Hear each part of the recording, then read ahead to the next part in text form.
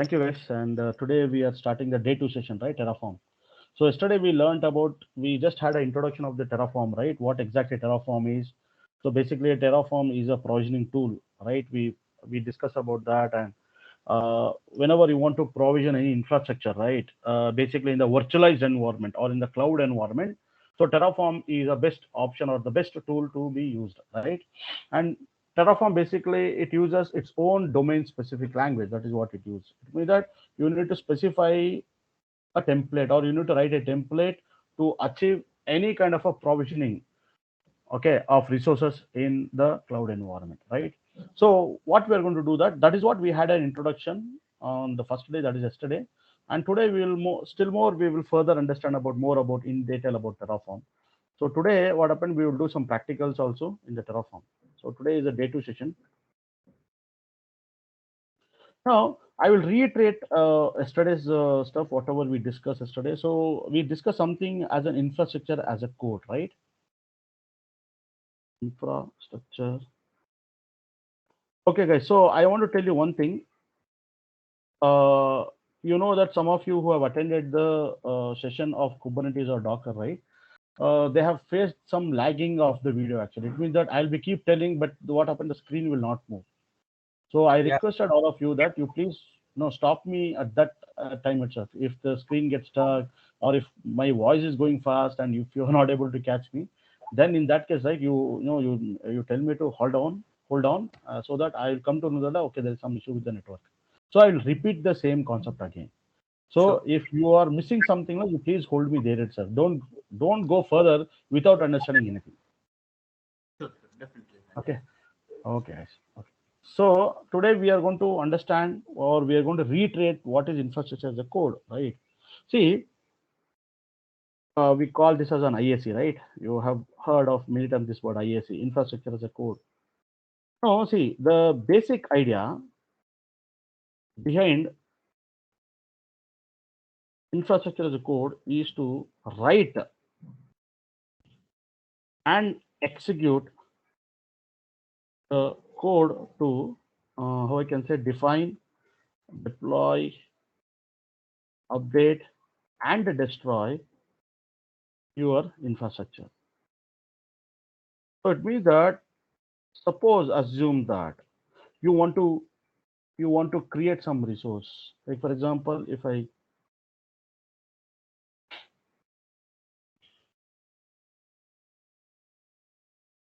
suppose you want to create, you have an AWS. In AWS, you want to create some virtual machines.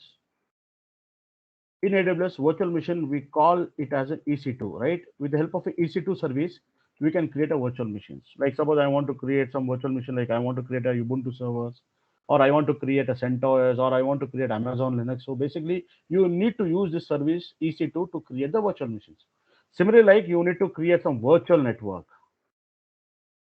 Then what is happening that you have to use some service known as a VPC, right? Virtual.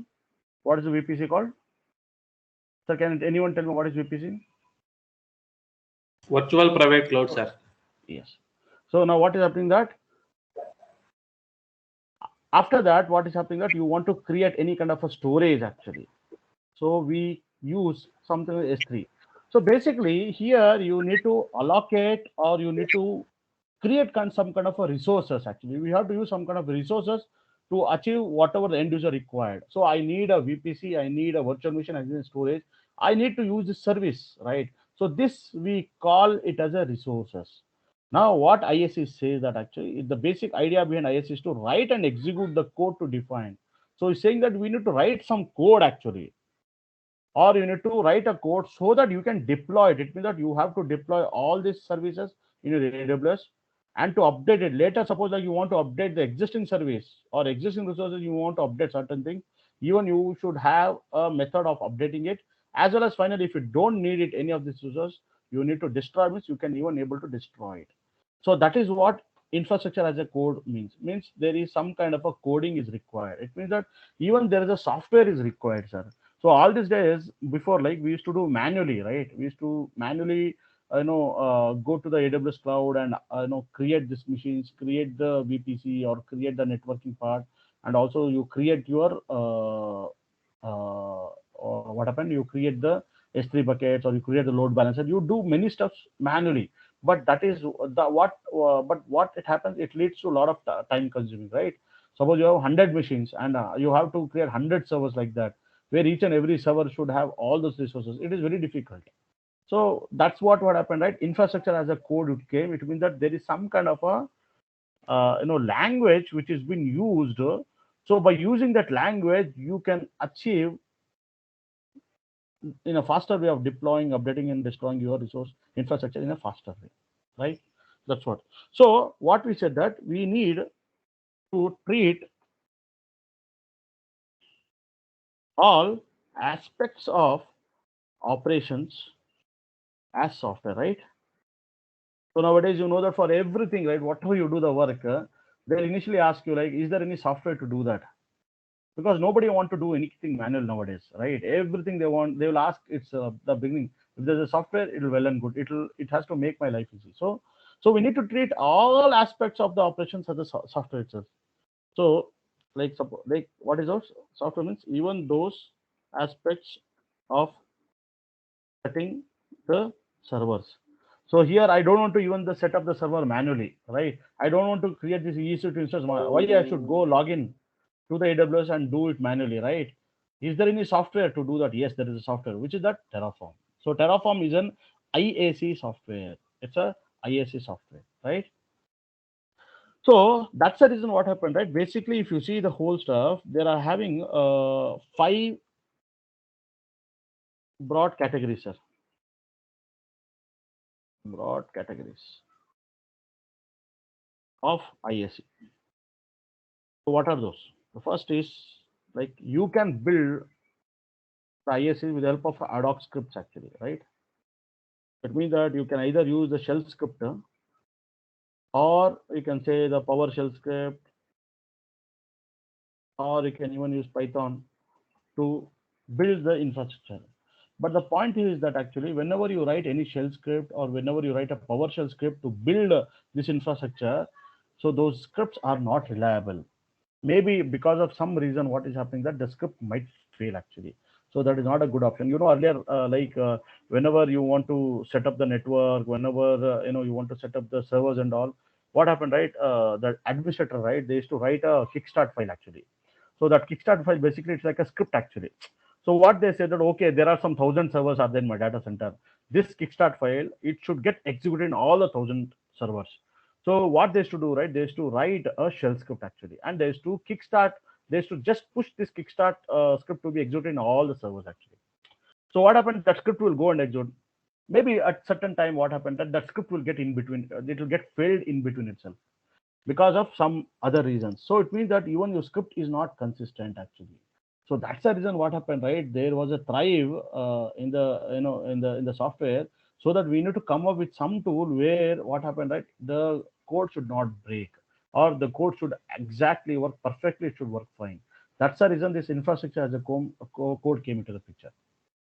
So now what is happening that see now you know very well that suppose assume that I have some requirements, sir, and I will give five. I'll give a task to 5 engineers. I'll say that you develop a shell script, and I have some requirement for this. So you, according to that, you develop a script. Do you think that all the 5 people will write the same code as it is, and they will hand over to you? Because all the 5 people, they are different engineers. Their thinking is different. Their scripting level is also different only, right? And all the 5 people will use their own logic to achieve certain things, and they will come up with that code, right? And all those 5 scripts will be completely different one from each other.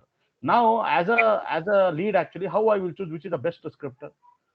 It is very difficult, right? So I have to really analyze it, I have to test it, and finally I have to tell that okay, among all this 5, right, this one script is good according to me, right? Maybe that might not that may run properly or in the future it might break also, we cannot say. So it is not reliable, sir.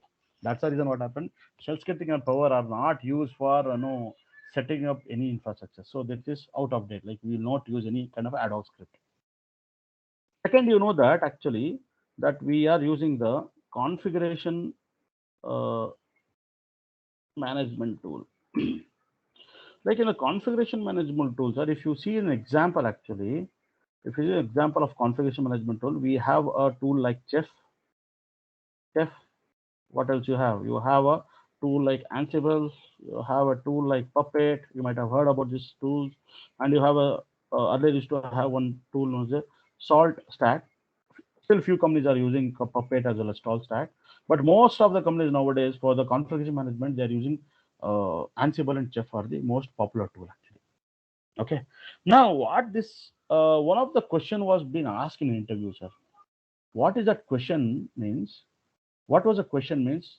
What if Terraform is able to create, provision the infrastructure into the cloud? Even Ansible can also do it.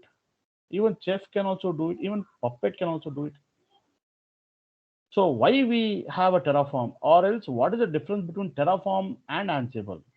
Suppose you say that Rajesh, I want to create an infrastructure in AWS. I want to create infrastructure of EC2 as well as I want to create some S3 bucket. So I want to create it.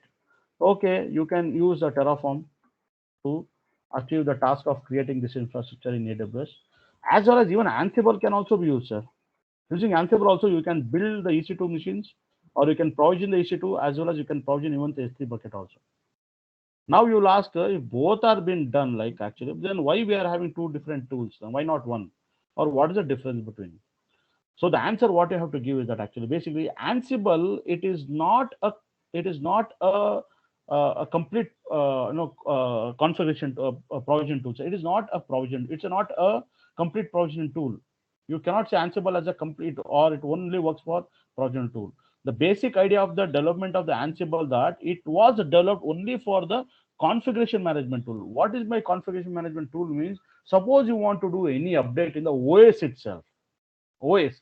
For example, you want to install an Apache package, you want to install a Tomcat server, and you are having so many other nodes, right? Where you want to install the same packages, like you have to install the Apache, you want to install the Tomcat, you want to install some kind of WebLogic package, or else you want to pass some parameter or you want to create some files, you want to restart some services like that. It means that particularly if you or else you want to do some patching of the OS. Suppose there is a OS is running, you want to do patching of OS. So Ansible was the tool which was designed by the Red Hat only for doing an update or doing an operation onto the operating system, sir, not onto the infrastructure side. Later what happened, right? Later Ansible, what happened, right? Ansible depends upon the models and a lot of models were developed. Later what happened, right? A lot of models were added, Ansible models were added, so that by using those models Ansible can create the resource of EC2 or S3 in AWS cloud actually. So that's the reason. Now what you have to say that actually, sir, Ansible is not a provisional tool as a whole. The initial design of the Ansible was developed for making a configuration, it as a configuration management tool. It means that it was developed to do some operation onto the operating system itself, or it was basically used for deploying the application, you have to say.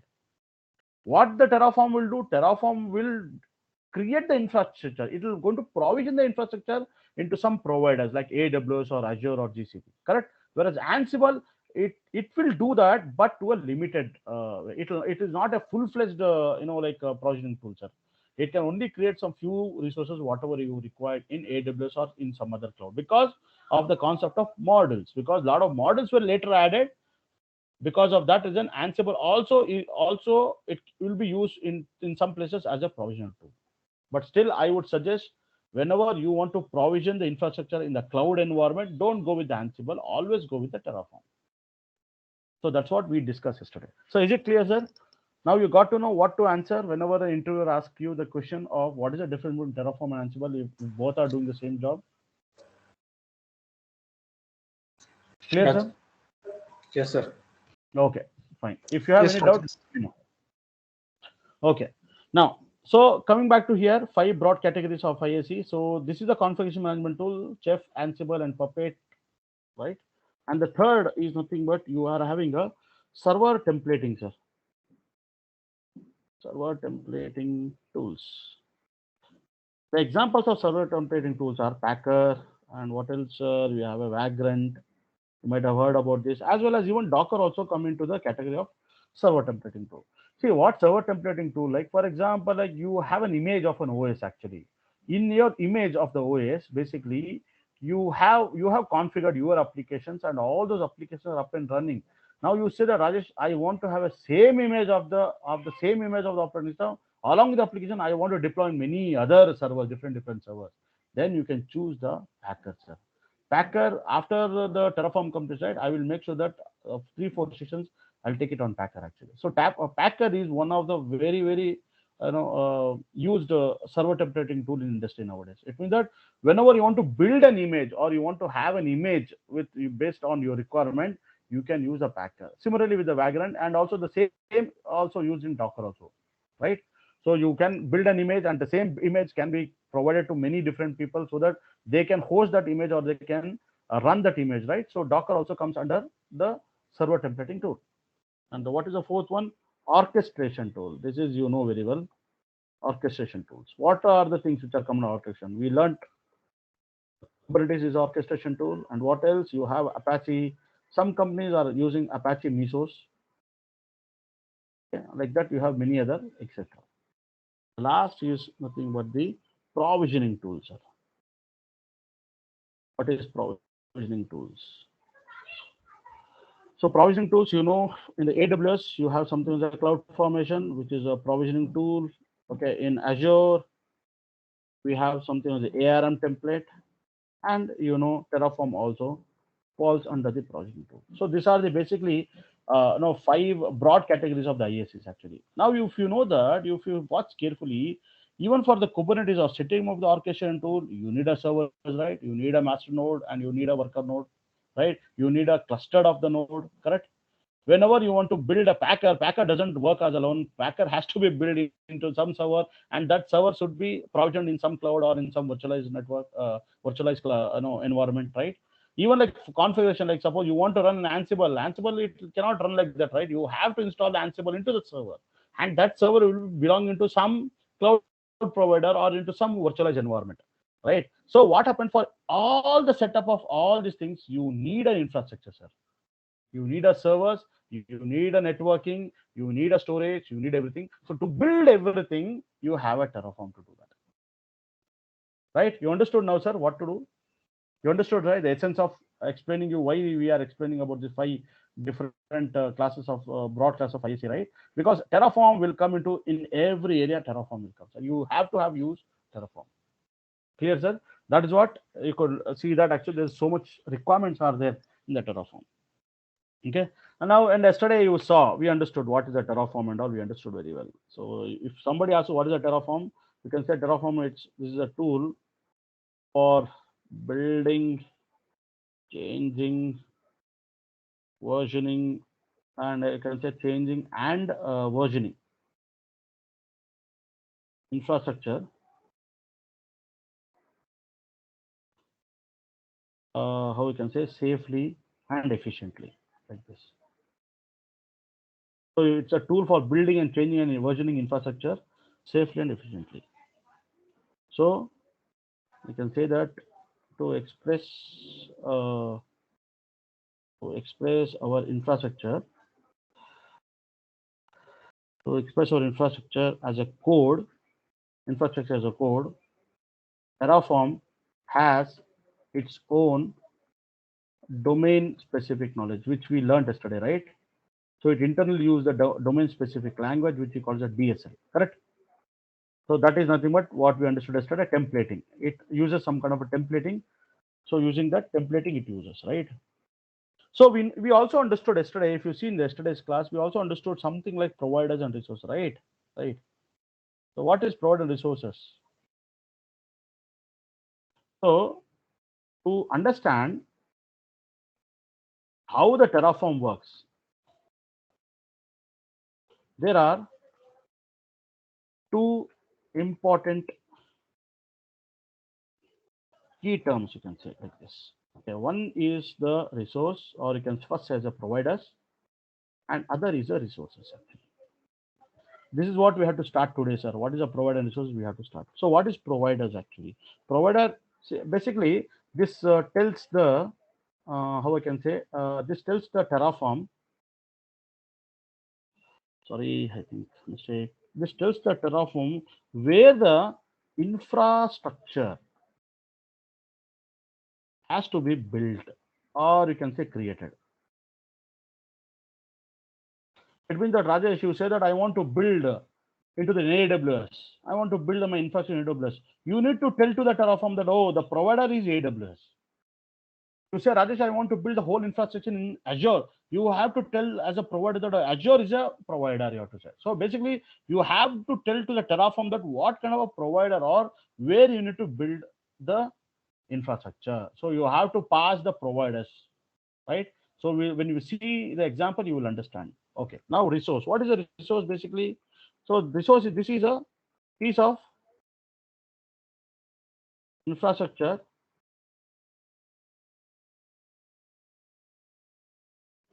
you want to create, which you want to create actually, right? It means that you want to create an EC2 machine, or you want to create an S3, you want to create a application load balancer, you want to create a network load balancer, you want to create a DB, like that. You need an infrastructure, right? To create an infrastructure, you have to use the resources. So these are the two important key terms, sir, which we'll be using in our, in our Terraform files. So till here, are you okay, sir? Till here, are you good? Are you okay? Yes, yes, Rajesh. It looks Great. good. Yeah. So this is what yesterday we understood, but I just mentioned in a kind of a note today, so that I will share this note so that it will be good for you to go through these notes actually. Okay. Yeah, this five broad categories, this is really good, Rajesh. Actually, I didn't find this Yeah. information before. Okay. Thanks a lot. Fine. Yeah. Okay. Now, so what we are going to do now, sir? We are going to know installation of Terraform. Installation of the Terraform. Now, yesterday, as I said, like I can do an installation of the Terraform in Windows itself. I have not yet did. So if you do it, see, if I go to the command line, and if I do a Terraform like this, Terraform form, see, it says that it is not recognized as Intel command. It means that basically the Terraform is not installed in my machine. Fine. But what I'm going to do now is that actually I will log into my AWS. I will create an instance. Okay, like I will be creating an instance of Amazon Linux itself. In that Amazon Linux, sir, I will install the Terraform. Sir. This is what I'll be doing it now. Okay. So let's start now. So now let me first log into my uh, console.aws.amazon.com. This is, very well that this is the console. I think I've already logged in, sir, actually. So I just, so this is my, AWS login page actually. So now if you come over here, if you go to the services, you could see a lot of services are there. Here, what happened that you will show that what are the recently visited services. So it shows here that EC2. I'll just click on it, EC2. EC2, you know that this is one of the service where you can create the virtual machines. So right now in my system, you could see there are no virtual machines, right? So now what I will do, I will try to allocate a virtual machine. So now what I'll do, I'll go with the launch instance. Launch instance. Here I can select anything like Ubuntu 18, or even I can even I can allocate Red Hat also. But what I will do, I will go with Amazon Linux too, sir. Okay, I'll go with this. Why I'm going through? Because right, if you choose this, right, Amazon Linux 2, by default it has an AWS CLI. You need not to separately install it. Suppose you are allocating the Ubuntu or Red Hat, right, there you have to specifically install the AWS CLI package. But here it is not required, because by default this image has this, and you should always check for the free tier eligibility. Okay, so you have to select this. Once you select this, now here also you could see that you have to carefully understand this step also, because we are trying to create an EC2 machine. So how to create an EC2 machine? Now you have to see it very carefully. So I need to go to the launch EC2 instance. Once you do a launch EC2 instance, let me come one more time. I'll go to the EC2. Once I go with the EC2, so this is my EC2 page, right? The login page, where, sorry, not login page. It's a EC2 page where I can see the instances which are running in my machine or in my cloud account. There are no EC2 servers or no EC2 machines are running. I need to create a new one. So that's what I will go here like this. I'll say launch instance. Once I do a launch instance, here I'm selecting this Amazon Linux 2. Now to make you better understand, more understand, you could see that this Amazon Linux 2, it is having something as a AMID. So this is a unique ID, sir. It means that whenever you have selected this, saying that the Amazon providers, right, they will understand, okay, the user is choosing this AMID. What is this AMID? This AMID is nothing, it is a Amazon Linux 2 image, which is of HVM. Okay. It is a Amazon to Linux. Similarly, what is happening there? This is for a 64-bit x86 architecture. Similarly, what happened, right? There is one more AMI which you call it as a 64-bit ARM architecture, ARM architecture, and this AMI is different, right? So this image will be applicable for both x86 64-bit as well as a ARM 64-bit. It means that suppose you have an ARM processor and you want to you want to install the Amazon Linux, you can make use of the same image itself actually, because it will be supported in both. Now, if you ask Rajesh whether this Amazon Linux will be supported for the Power PC also one of the processor, right? Whether it says no, IS64 no, right? Because it only supports x86 and 60 ARM architecture. Okay, so that's what I'm selecting this. Okay, because my machine I need to have, because we are working from x86 itself, so that's what I will be going to x86 only, right? So I'll select here, and you know very well. Yeah, so one more thing, sorry, I'll go to the previous. So each and every image has its own EMA, unique AM number. You could see that Amazon Linux 2, here it is using something kernel 5.1 version, or okay, newer version. Some older version like kernel 4.1.4. It is also Amazon Linux 2 itself. But some people say that, Rajesh, I don't want 5.1 kernel, I want older kernel 4.1. So you can choose this also. Here you could see that the AMI is differ. The AMI is not same. So because you have logged into your AWS account and you are working into some region, see, I'm working under the North Virginia region, and the code of the North Virginia is US East -1. I can choose any of the regions, sir. To no, I can create my resources, anything, instance, everything by setting any in any of the region. But I would prefer you to go either with the Northern Virginia or with the Oregon. These two. But many people, in India, like they will sit here in Asia Pacific, Mumbai, and they will create the instance. No problem. That is also okay. So, but what I would prefer you that you first to practice all your AWS concept, everything, either in sitting in the region Northern Virginia or Oregon. These two are very, very important, because AWS, whenever they release any new service, first they'll provide this new service either in North Virginia as well as Oregon. You might not get that service in the in India, actually, in the South Asia Pacific. You might not get sometime if you are really doing a lot of core activity in AWS, right? Then in that case you have to choose this region actually. So by default I have chosen this region. You guys can choose any of the region like Asia Pacific, Mumbai. That is the code for this AP-South-1. Similarly, for the Oregon, US West Oregon is US West 2. Similarly, for the Northern Virginia, you have to say US East 1. Sometime they might ask you in interview also, hey, what is the region code, man, for the Oregon? You have to say US-West-2, like that you have to say. So it is not required mandatory that you should remember, but when you started looking or working on it, you remember by yourself. So somebody asks what is the code for the Asia Pacific movie, you'll immediately say AP-South-1. That is what it is. Like that you'll say. So right now you need not to worry about all these things, but I'm just giving a hint for you that I am working under the US East 1. That's what it is getting highlighted here. Correct, sir? And one more thing, each and every region, even if you say US East 1, Northern Virginia, I'm sitting here, the same Amazon Linux to kernel 5.1, it is having an AMID with this number. If you go to the US West Oregon, you click here and you go to the US West Oregon, and here what happened, you go to the Amazon Linux to AMI kernel 5.7, the AMI will be different here. The same AMI will not be there. It means that AMIs are differ from one region to other region. The same AMI, so the same image, right? It will not have the same EMI number. It will be having a different AMI number. See here, now I switch to the, I think I have to, okay. There's some problem there. Okay. But right now, okay, that's fine. But here what is happening that you have to select this one. Once you select this, now you could see that you are going to the next page where it will ask you like what type of instance you want to choose. So because we are working on the Terraform, right, you don't need any big servers and all. You don't need any high configuration servers. You can manage everything you with your free tier eligible only, that is T2 micro. So select that one. It is already selected. Go to the next configuration. So here also nothing is there. If you want to add any storage, you have to nothing to be added over here. You have to go to the next page. Here what happened by default, it gives the roots for the root partition. It is giving 8 GB. This is more sufficient, sir. And I don't need any new volume to be added also. That is not required for me. So I'll go to the next section. Here what is happening that you have to provide a tag. It means that what is the server name you'll give. So I'll say I'll give the tag. I'll give name and I'll give something like Terraform server, something like that, or Terraform server. This is the tag name or is the name I'm giving. And I'm going to the next.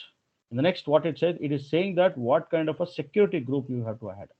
So please make sure that whenever you're creating an instance, your instance has to be attached to some VPC, and that VPC in turn will have a security group. That's what you have to understand. What you have to say that whenever EC2 instance or virtual machines, you can say VM, created, are created, in turn,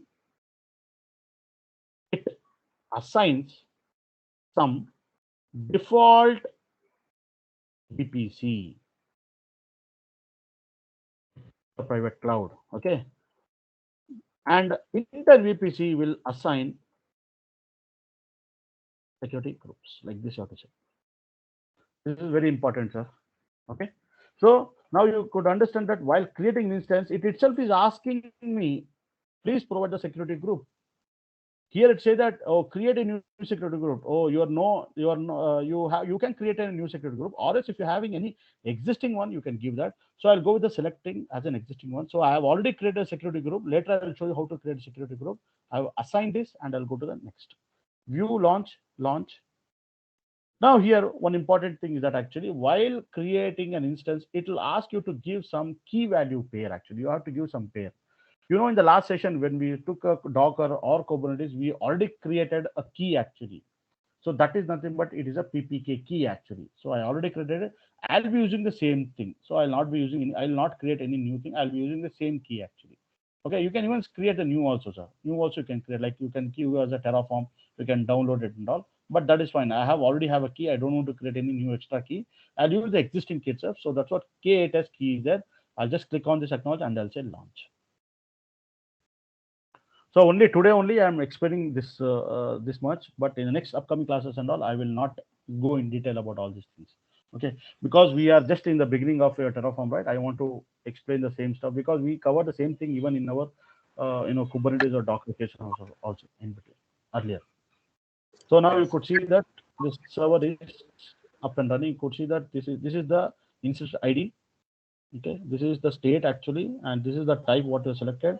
And if you still scroll here, you could see that some kind of so see it has assigned into the availability zone of US East 1B. So there are a lot of availability zones are there.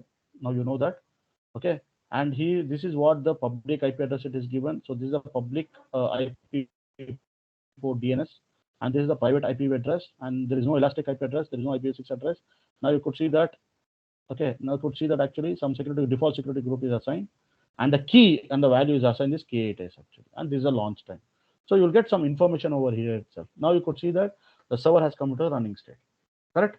Now you need to log into this server actually. So how to log in it? You know very well that I will go to the networking because basically I need a public IP. I need public IPv4 address. I'll click on this because you have selected the Amazon Linux actually. Amazon Linux, the username is EC2-user. You know very well that earlier, whenever I used to assign the Ubuntu server, the username by default it is to be Ubuntu, correct? So I have to give Ubuntu at the rate. Here what happened, because I have chosen the Amazon Linux too, it is same thing like our Red Hat or CentOS. Whenever you are logged into Red Hat or CentOS, by default you have to log in with the EC2-user. So for Red Hat, CentOS, or for Amazon Linux, the default user is EC2-user like this. Similarly, for Ubuntu or for Debian, The default user is Ubuntu. Clear, sir? Now I will go and I will select it. I'll copy it. I'll open the putty session. I'll launch a putty session. Here you could see EC2-user @ provide the IP address. See, I'm just copying this public IP address here. Clear, sir? EC2-user @ and here what happened, right? I'll go with appearance. I'll change the appearance. Some of you know very well all these things, but I'm reiterating again because of this Terraform class. Okay, and then I'll give a default foreground and default system color. Here it is very important thing is actually that you need to set the auth and you need to provide where is your ppk file. So this is the ppk file. In the previous session we understood like how to create a ppk file through the pen file. So we created already. I have this ppk file. I'll select this and I'll open it and I'll just say open. Now you could see that I have just logged into my Amazon Linux machine. See, this is Amazon Linux 2 machines actually. See, this is a machine. Now, if you execute the host name, you could see that this is your completely host name, right? And if you want to see the IP address, you can even execute the ifconfig command. Take the IP address of your machine. So this is IP address of the machine. Or else you can even say host name -i. That will also give the IP address. Clear, sir? So now, because you are a normal user, you should always switch to the super user or the root user. So to do that, you have to say sudo su-root. So here you have gone log into the root user. So it is better that you do all kind of operation being as a root user. Clear, sir? So now here what happened? We have logged into the machine now, right? This is the Amazon Linux machine. Now, what is the next step? The next step is that I have to install the Terraform. Installing the Terraform is very simple, sir. What you have to go? You have to just go to Google. Just say Terraform installation on Linux. Okay, like this you can do. So if you give like the installing Terraform on Linux, you could open the first link. So it says that learn.hashicorp. So this is the official site actually. You can go to the official site. And here you could see that actually they have given, see now what happened, right? In the Terraform, right? They have given a lot of videos, sir. You can go to the videos also like this actually. You can go to the videos also. Okay. So here come down, verify the installation. It's not told on this things.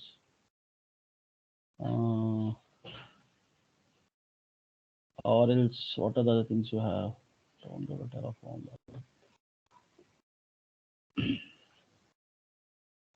Yeah, here you can go to this link, sir. Second link, download a Terraform. Here you can go to this link. Here you could see that they are mentioning as a Mac OS, means Terraform you can install in Mac, Windows, Linux, FreeBSD, OpenShift, and Solaris. So you can go with the Linux. If you come with the Linux, actually they have given many things like for the Ubuntu. Again, these are the steps you have to follow for Ubuntu. For CentOS or RHL, these are the steps. For RHL, sorry, for Fedora, these are the steps. Whereas for the Linux, Amazon Linux, you could see this is what you have to say. Now you know very well that I have logged into my Amazon Linux, right? Because I choose that Amazon. And for the homebrew, this is for the Mac OS. You have to run this brew command or this commands to install the Terraform in your Mac OS actually. So I will go with this Amazon Linux. Some of you might choose Ubuntu and Linux, Ubuntu Linux. You can go with this steps. So I'm choosing Amazon Linux. I'll go. So I'll just copy this command actually. So let me clear the screen, install it. So you're installing the M utility package, that is fine. And after that, you are adding this repo. Okay. Yeah, I think I missed it. Yeah, I'll just add it. Okay. Now, after adding it, now you will try to install the Terraform. You sudo yum. You need not to add sudo because sudo is for normal user, but still okay. I'll just run it. Now you could see that actually you are trying to install the Terraform. See, the Terraform is getting installed. So there is no dependency for the Terraform, sir. Terraform is just a standalone executable file or just a standalone exe file, what is in Windows.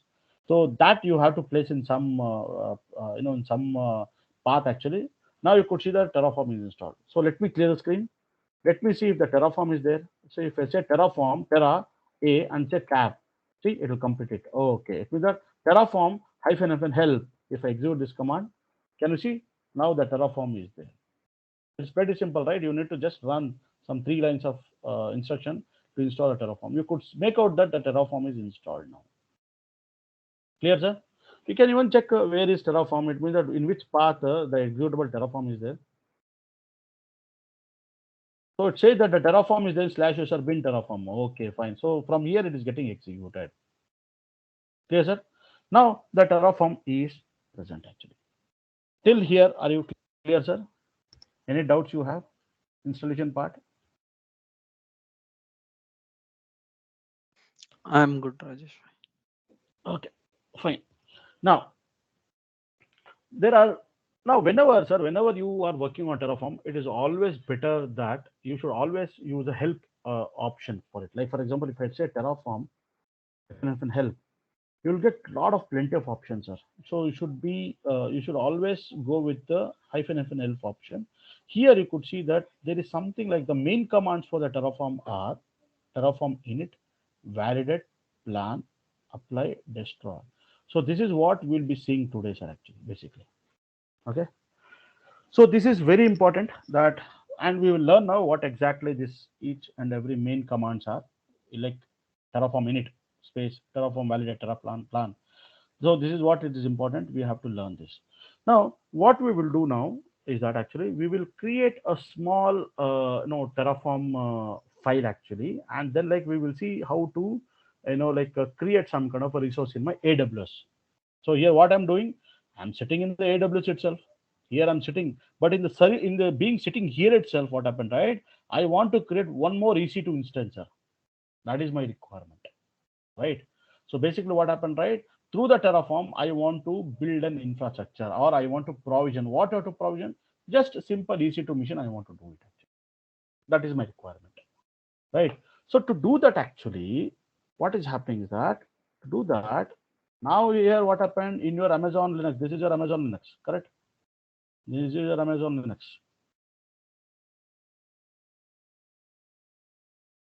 This is your Amazon Linux where you have installed the Terraform. Clear? So you have installed the Terraform. That is fine. Now here, sitting is Amazon Linux in AWS itself. This is your AWS actually. This is your AWS. In AWS, you want to create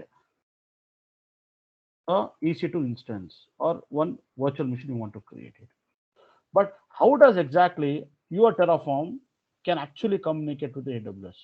There are many methods are there to communicate it. Basically, it means that you need some kind of an authentic. First, you need to authenticate to your AWS account, right?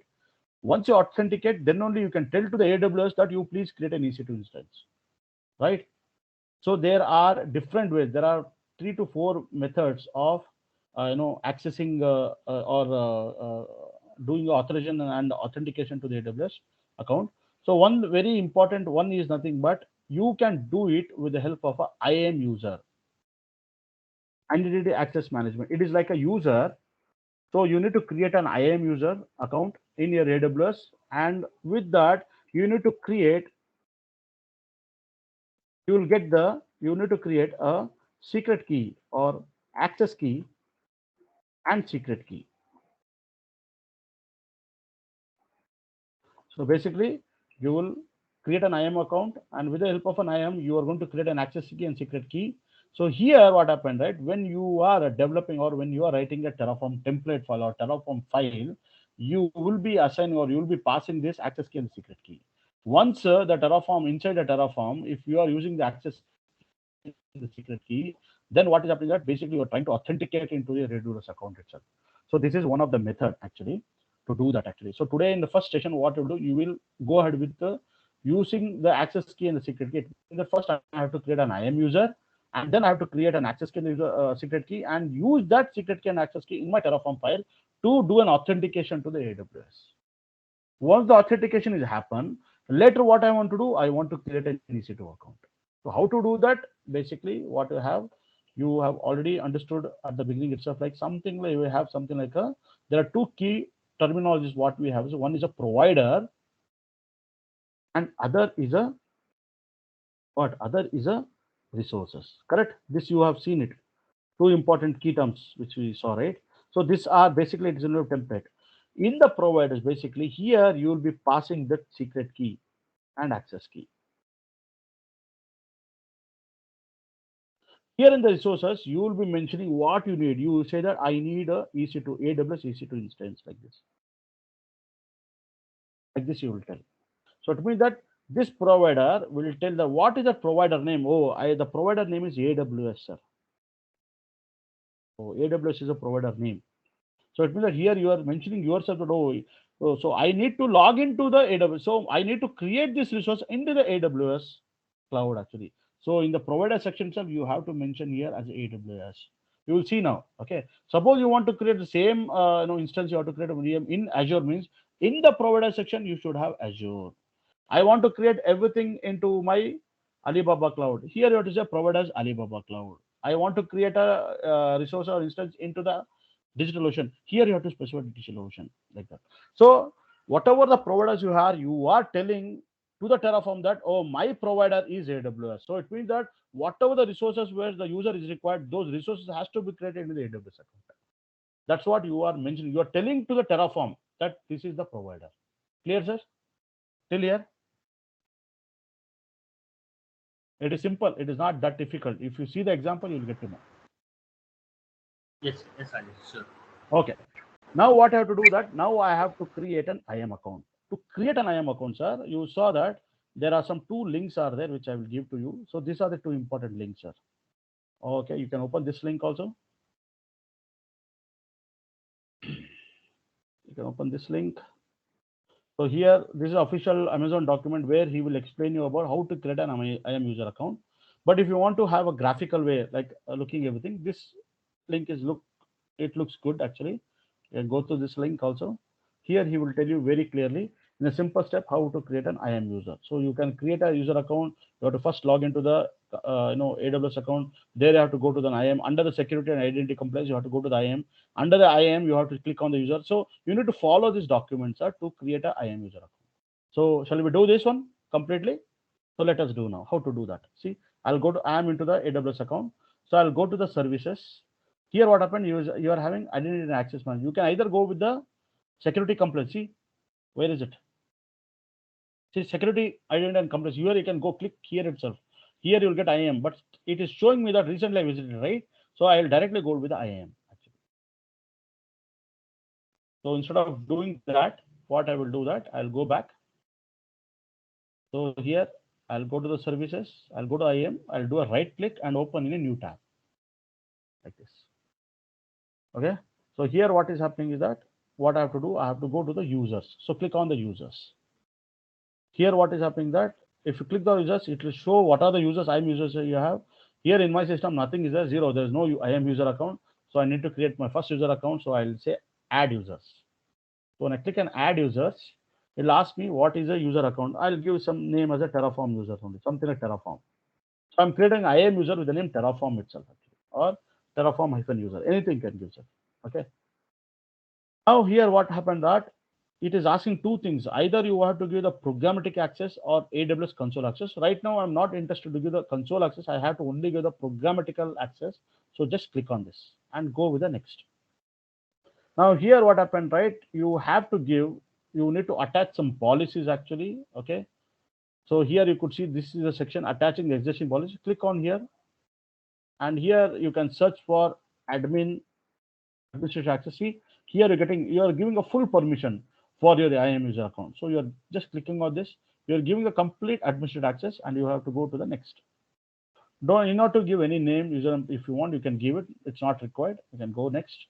And here you could see that it says create account user. If you create a user account, now you could see that there's a user account by the name Terraform user has been created. Here, this is an access key and this is a secret key. Okay, we can even download the CSV also. Now, better to download that CSV. So you'll download it in this CSV file or in this Excel. You will have this both access key and secret key. So what I will do, I'll copy this. I'll keep a copy of this here over here. So this is a very dangerous method, sir. You should not give this. So this is my access key.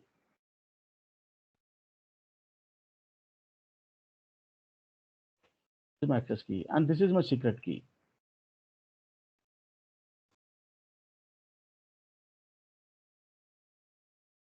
So just you can keep it here. So this is my access key and this is a secret key. Okay, fine. I got it now. Close it. Or else if you have missed it, you have already downloaded the CSV file, right? In that you will have, if you can open this file. See, if you open this Excel file, same thing it will have. It will have the access key and the secret key. See here, this is the access key, this is access key, and this is secret key, sir.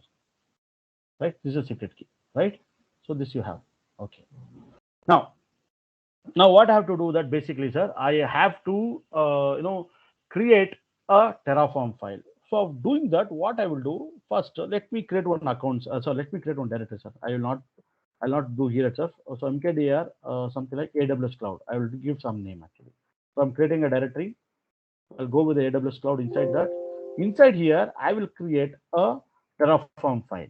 Now, whenever you are creating a Terraform file, sir, you have to always give a TF as an extension, .tf. So you can give any name. I can create a Rajesh.tf or Suresh.tf or Naresh.tf, any name I can give. So any name you can give, but the extension should be .tf. But basically what I would do, I will create a file with the name main.tf.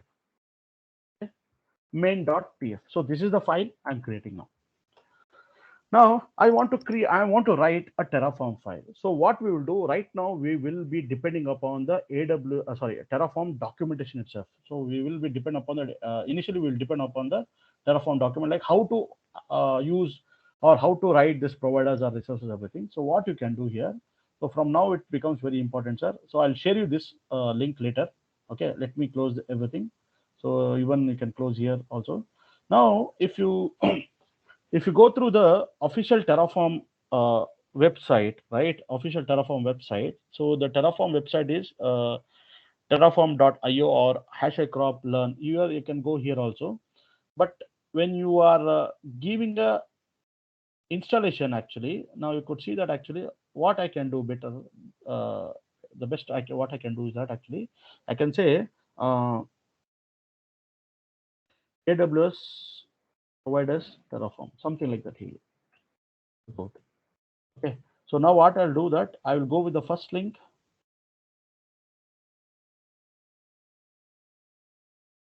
Okay, I directly landed over here itself. If you go to overview, actually, see basically if you go with the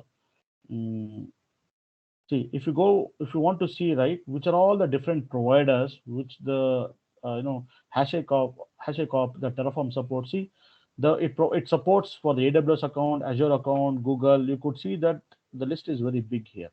Here it supports even Vault, it supports even your Oracle public cloud, it supports for your Google Beta Consult, it supports for your Azure Active Directory. You could see that the list is very huge, sir, actually. See, this is only one list actually. Now you could see there are 37 lists are there. So 1819 different providers are there.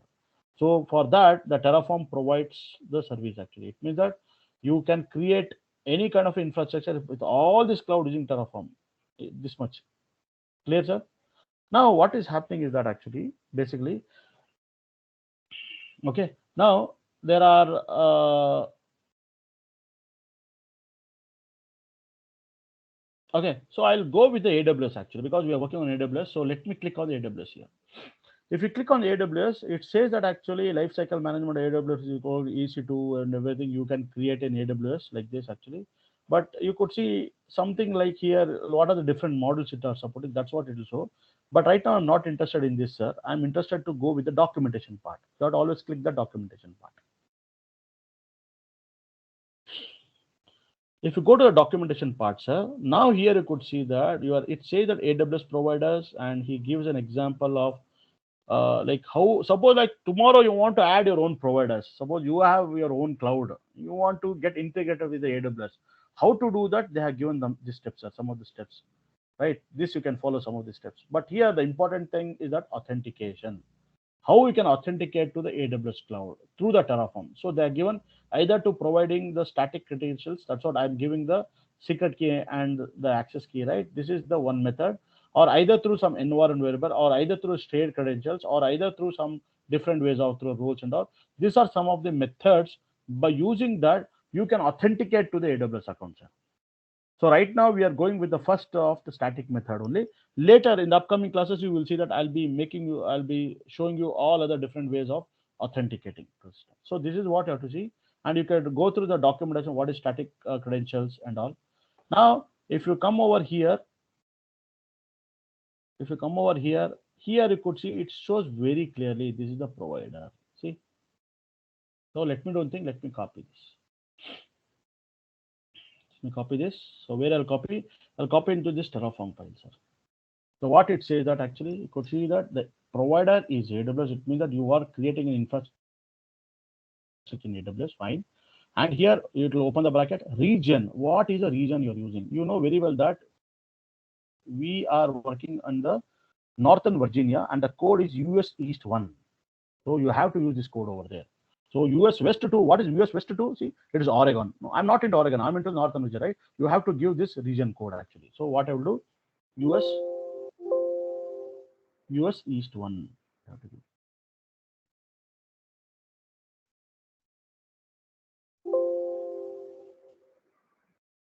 US hyphen East hyphen 1. Close with the double quote. Now you could see that he is saying access key and secret key. So what I will do, access key is this one.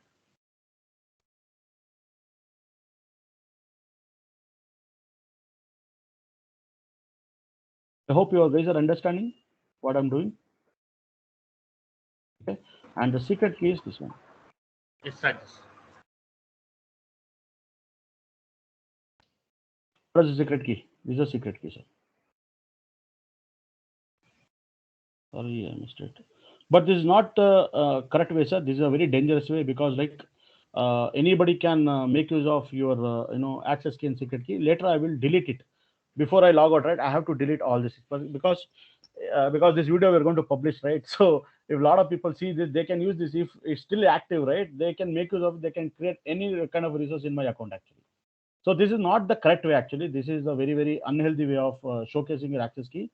So better what happened, you can use some environment variable and pass this, set up this value into the environment, use those variables in your providers like that. That is the best way. Or else you can keep it in a file, call that file so that in that file the access key and secret key are there, so that it will be nobody can able to see what is the access key and the secret key for your IAM user account, right? But this is not the way. Okay, that is one, because we are in the first day of the practical side, we will directly use the access key and secret key. Okay, now after this, what is my requirement is that, sir, I want to create a EC2 instance, sir.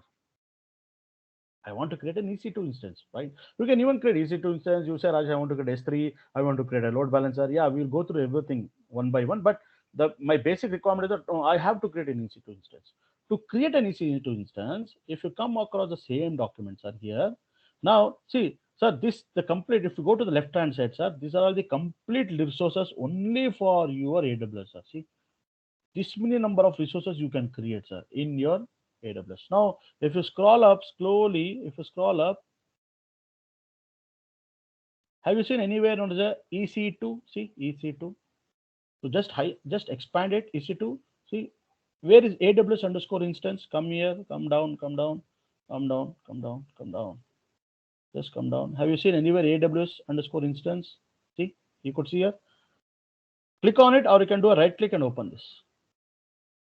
See, I want to create AWS. So this is what the resource. See, if you come down here, see, he is giving an example of how to do a resource, how to use the resource. Now, I don't want to do everything today. Now, I want to only copy this one, sir. See, can you see this is a resource? If you see the diagram, can you make out here? I have used the provider. Fine, that is there in my example. Fine. After that, I want to create a resource. What is the resource? EC2 instance resources. So, what is here? See, AWS underscore instance actually. See, copy this completely. Copy this. And just paste it here.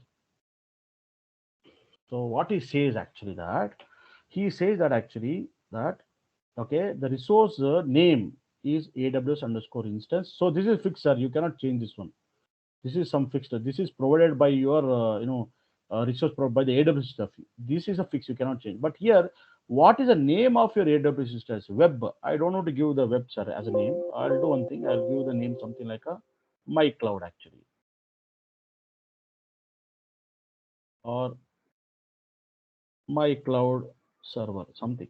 I'll give one name. And if you come to the next line, you say that AMI. You have seen somewhere this AMI, right? Where you saw You saw somewhere like while creating an instance, I told you, right? While creating an instance, I told you that for each and every instance, right, there is something as a AMI, right? Now, what is happening is that here he is referring to AMI to with some variables are actually. But what happened right now? You need not to worry about this. What I will do that I will directly give an AMI here actually. Sorry, I will directly give this AMI. So you need not to worry, sir. I will directly give this AMI directly over here itself actually. So I'll give a double quote and I will just copy the same because I'm creating Amazon Linux itself. So let me give the same AMI, the same. I'll copy it like this. And afterwards, what is the instant type? P3 micro. Okay, fine. What is the tag you will give? You know what is the tag means basically. You know, like while when I'm creating a when I'm creating a EC2 instance, right? So what I did, I gave a tag name as a Terraform hyphen server, right? At the time. So this is something naming tag you are giving actually. So same thing over here also. For whatever the instance you are creating, you need to. This is the instant type name, but what is the tag you need to give? You will be giving a tag. Let me don't say. Let me give the same tag, sir. Tag plays a very important role, sir. Always it is important. You should specify tag for every resource what you are allocating in your through the Terraform actually. Okay. So that is very important, sir. So I will give the same name I'll give, sir. My cloud server only. That's all, sir. So here you should make sure that this is the open bracket and this is a closer bracket. This is the open bracket. For this, the closing bracket is this. And for this open bracket, the closing bracket is this. So back bracket plays a very vital role here. That is very important here. If you're missing any one bracket, it will fail actually. Okay. Now here the very important thing, some of them do some mistakes. What they do the mistakes, right? What they will do, they will try to copy the code like this only, sir, or else during the providers what happened, right? They copied that provider, right? Like this, they copied the provider like this, they'll copy it, and they'll be sitting in the Virginia, northern Virginia itself. But what happened, they have missed to change this region from US west to east to one. They missed to change it. Later what happened, they are sitting in their instance. What they want to do, they want to create a Amazon Linux. So you have to provide the AMI, right? So what they will do, they'll go to the instance like this, and then they'll try to copy. But this IMID is for northern Virginia, but here in the region you have given US west to itself. So here it is mismatching, right? So the AMIs are different to different region. That's what we understood, right? So many people does this common and they'll say that my Terraform file is not working, not working, not working. It is throwing an error, you will say. So basically what happened, right? You have given a wrong region. You might be sitting in some other region, but you are given a wrong region, as well as the AMI what you have told is a wrong AMI. This is a very common thing which people will do the mistakes. Sir. Clear, sir? So now what is happening that I will save this file. I'll save this file. Very simple, sir. So you could see that I have a main.tf, one is a provider and other is a resource. In resource, I'm just creating a one instance. That's all. Clear. Now, what is happening that if you do a Terraform -fn help, we could see that first you are Gate बंद कर दीजिए. Now you could see that you have to first run init actually. What it say that init say that prepare your working directory for the other command. See basically what happened no sir. Here your Terraform, it has to get connected to your AWS, right? It has to do an authentication to the AWS, right? But how the authentication happens? Through the providers, that is through the AWS. But the what is happening that you need to provide, you need to initialize so that you will try to authenticate to the AWS account itself. To do that anything, right? First you have to run a Terraform init actually. Always, sir. That's the reason you could see that I first created a new folder or the new directory, and then inside that I created a Terraform file by name main.tf. So always, whenever you are creating any Terraform file, it is always better to create a new directory, and inside the directory you create a Terraform file, and then you do a Terraform init. Clear, sir? Always don't do always for every Terraform file you should have a separate folder itself or the directory itself. So when you do a Terraform init, now you could make out that it is initialized the backend. See, it is trying to add some plugins from the HashiCorp core. And what are the plugins it is adding? It is basically adding some plugin for the AWS itself actually. Now it says that Terraform has been successfully initialized. Now, after you run it, if you execute ls, nothing is there. But if you execute ls-a, you could see that there are two important files got created. One is a directory known as a .terraform, and other is a terraform.log.hcl. So these are the two important files should be there, sir, always. So that's what init Terraform init does actually. If you go through the directory .terraform ls, you could see it is having some providers. So I'll do a clear screen and say ls. See, there is some registry is there. Okay, what is this registry? Okay, it is something, right? Now you could make out that it is actually keeping some information about that provider. Okay. This is what the executables are. If you see the file type, right? What is this file type? You could see that this is an executable file, sir. So basically, it is something kind of a library, you can say, or it is something like executable file where you can connect by sitting over here. You can connect to your AWS account, sir. See, if you execute this PWD, you could see that always it creates a .terraform. Similarly, like that, if you are creating, now you could ask me the question that Rajesh, how it knows that it has to connect to the how it knows that it has to get the AWS product itself. Why not Azure? Why not this one? So what it will do, right? Whenever you're doing a Terraform init, right? What Terraform init will do? It will search in the present working directory. Is there any file? Whenever I do a Terraform init, what this init will do, right? It will check, is there any file in the present directory which is having an extension .tf? Yeah, it is there. So what it will do, no? Inside this file, it will try to understand that which is the provider a user wants. Oh, he wants AWS. That's what, based on this, the Terraform init will initialize all the libraries related to the AWS provider. Clear, sir? Here, if you mention providers Azure, and if you're doing a Terraform init, so it knows that, oh, the provider. So that's the reason what happened, right? Whenever you're using a Terraform init expects the .tf file present in should be present in the directory. Is it clear, sir? Sir, is it clear? I hope it is clear. Yeah, yeah, Rajesh bhai, I got it. It's clear, right? If anyone asks, you have to tell it, right? How exactly? No, sir, because Terraform init will look for a file which is ending with the .tf extension. In the .tf extension, it will try to check what is a provider he is using actually. Based on that provider name itself, it will try to build the libraries, or it's going to add up the providers, libraries like that. Okay, fine, sir. Now after that, what is the next command? Terraform -FN help. It says validate. It is checking what are the configuration you are giving also, it is valid or not. Basically, it is doing some syntax check, sir. So here we are having a main.tf.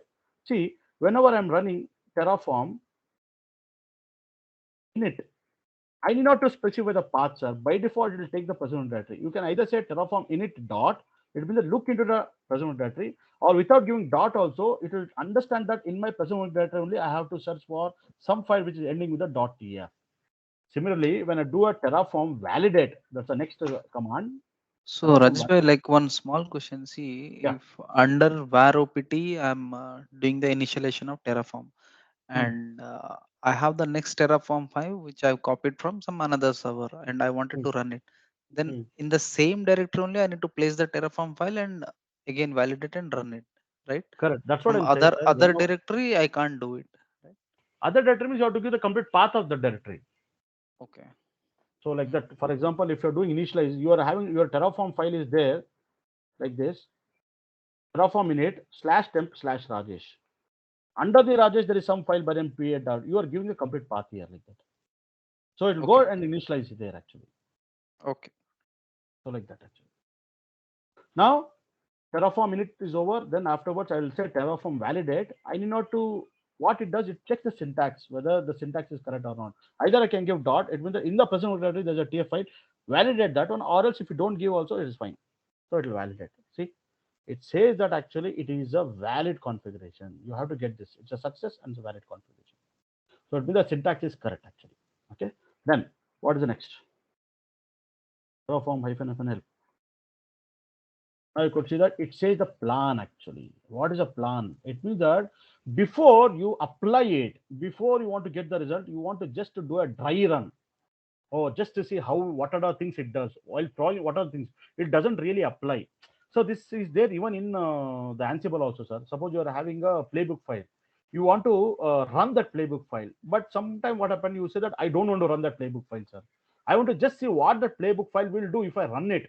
It means that you have to do a dry run. Actually, dry run means it will not apply the configuration. It will only show you that it can do all these things like that. If you want to see the changes and all, what are the changes it will do it, you can do a plan actually. This is very important, sir. Many people will do. So before they apply the configuration, the big configuration, let us check how exactly it works out in the back end. Like it does a dry run. You have to use this word dry run in interview. See, you could see that. See, plan one is to add. What is that one is to add? It means that it has to add a EC2 instance. Fine. You go up from here. See here. See, Terraform plan. Say Terraform uses selected provider to generate the following execution plan. Resource actions are indicated with this. Oh, it creates what it creates. Basically, Terraform will perform the following action. So what will do? AWS install instance, my cloud. So what is AMI? Oh, it needs an AMI. Other things and all will be known after apply. You will not know. This will not know. This will not know. See, instance type is T3 micro. Okay, fine. See, once you come over here, see what is the block device it needs, what is the capacity, what is the tag, what is like VPC. There's a default VPC it uses. Okay, like that it does many of the things and it showcases that yeah, it is working fine, right? Now you say that, now you could say that, see, so Terraform guarantee to take exactly the steps. If you run apply now, so you have to do the last step, like apply now. See, Terraform apply. So if you say Terraform -fn help, you could see that there is an apply also. It means that now you are applying the configuration. Now you are updating the configuration, so that you need to build that infrastructure in the cloud. So I'll say Terraform apply. You can specify the dot, as I said earlier, in the person directory, or if you don't know also, it's fine actually. Okay.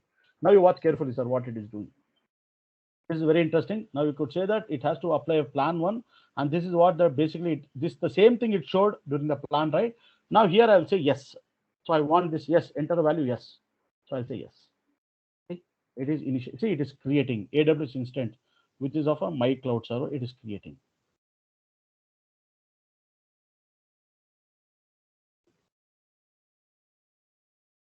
See, it has created. Now what it says that apply completed, resource added. So it one added, one resource has been added, zero changes, zero destroyed. See, it has still created, it has created complete after 13 seconds. Now you go over here into the cloud, go to the AWS instance. Now you see that, see, it has been provisioned. See, your server EC2 has been provisioned. Clear, sir? Now here, everything, it gets everything. So it gets a networking, everything. What are the default resources are there, that it will get everything. So this is how you are creating or you are provisioning an EC2 instance by using a Terraform file. Clear? Now after that, what is happening? What are the other things you have? Terraform -fn help. Later you don't want it. You want to destroy it, right? That is also a major part, right? Tomorrow you build so many infrastructure. Finally, you want to destroy it. It also takes a lot of time, right, to do manually. So you just say Terraform destroy. Don't want it. You want to destroy it completely. Okay, Terraform destroy. So refreshing, you'll say yes, sir. I'll say yes. What to give? Now it is something like a decommissioning. It is destroying. It is decommissioning everything.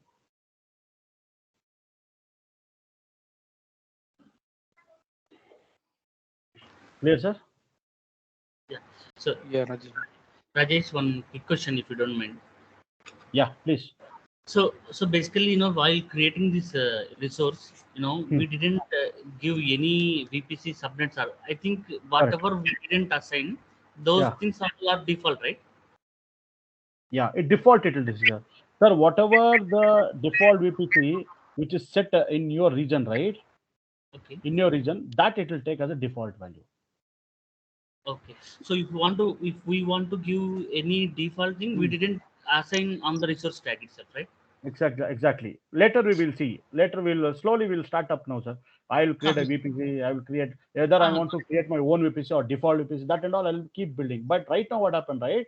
See, whenever it want to apply it, it needs two things are important. One is nothing but AMI number it needs, and other is what is the instant type. Only those two are only required, sir. That's fine. It doesn't need anything more than these two. If these two are there, other things and all by default will take.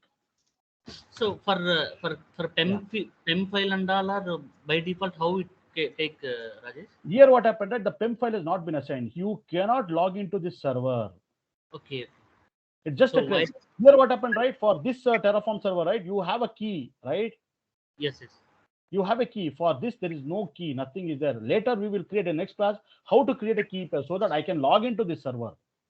Right now, it has just created a resource instance. That's how it means that it has provisioned the server. We don't have any mechanism to log into this because we don't have a key and the password, right? Yes. Yeah, Got those things in that we will see in the later session. Fine.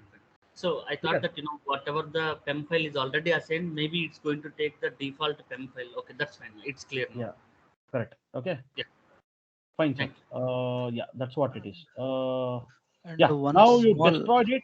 You destroyed it. 1 second, sir. Yeah, you destroyed it. See, it is getting terminated. See, you applied the destroy, right? I'm sorry, I think that we are gone. Yeah, we destroyed it. See, it is destruction completed after 50 seconds. Okay. Yeah, sir. Tell me now, Ashish.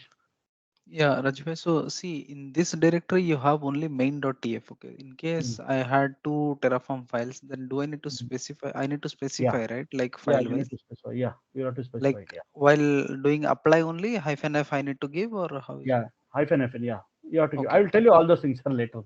Okay. Yeah. Okay. Till here it's clear, sir, for you. Okay. So now, very important, sir, main thing, sir. There are Yeah. two things, sir. A lot of people, what they'll do, sir, you have to create an IAM user account and you have to specify the key and the value. You know very well now how to create a user account. IAM user account, we saw that, right? Right. Now, it is very dangerous, sir, always that you showcase your access key and the secret key into the file itself because anybody can use this access key and the secret key. Please, whenever you guys are doing, never ever keep this access key and the secret key in the Terraform file. But initially we are doing it. Later we will see how to hide it or how to keep it in a variable or keep it in a file so that this should not be visible to anyone. That is one thing. Second, what happens? Some people, what they will do, right? They will go to this user account like this. Here, what happened? Like they'll go to the security credentials, click on here, and what they will do, right? They will try to create the access key over here itself. This is something like a root access key, sir. Like if you say create new access key, see. So see, you can even use this also, but this is also very highly dangerous because you are giving a root access, sir. Your account's root access key and the secret key are giving. Clear, sir? So don't do that actually. So please avoid doing that. See, now it has been created. So please make it inactive. If you make it inactive, deactivate, nobody can make use of your key and access. Even though somebody has took a screenshot of this screen, he cannot access key. But I would suggest instead of not to make inactive, just to delete only, sir. So to delete it, I don't think I have to copy this access key. Just copy this. This is for information I'm saying, sir. Delete it. You have to provide the same stuff and then delete it, sir. So deleted.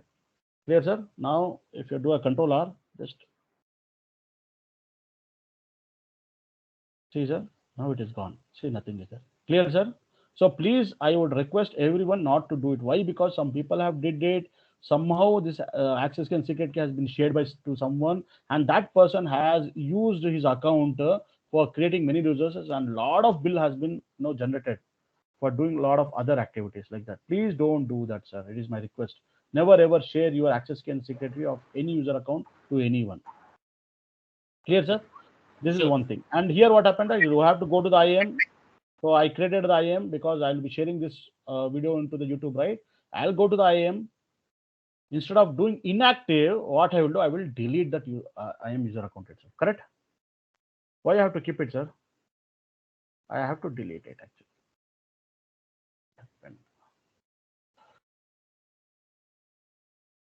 Or else what you can do, you can go to the IAM already. You are going, why it is taking time? Yeah. So here you can go to the users. So here I can click here. You can even deactivate it also here, but instead I will delete, sir, actually. See, you have to give the same name, Terraform-user. So always, whenever you're doing it, do this one, sir. Always do this operation, sir. See, now you have deleted. Clear, sir?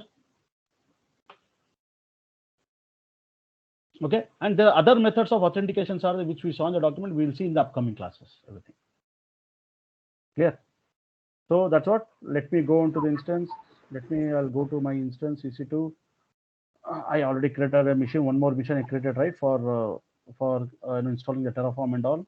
So I will do one thing. I'll copy this file, and I will remove this one, and I will copy it over here, so that you will get a reference for this, right? So Rajesh, one quick question. So basically, you are doing this stuff in Amazon EC2 instance to again same cloud, right? Can I use this file to on-premise server as well? see, on-premises what happened now, sir. On-premises you can do it, but what exactly is happening? The Terraform basically works in a virtualized.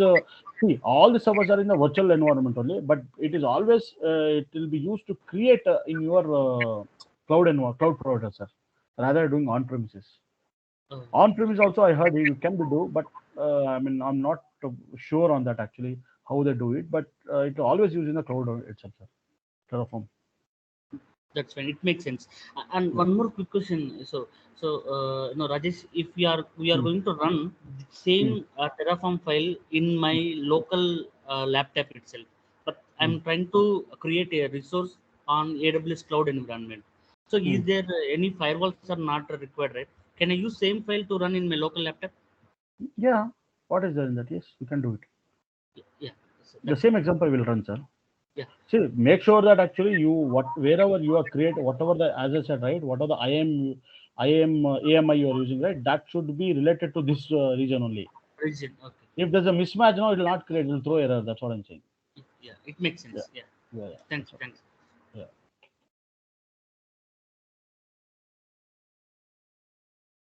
See, it is very difficult like this. If you give this file to anyone, right, and if my user account is active, anybody can actually create a resources by using this access key encrypted.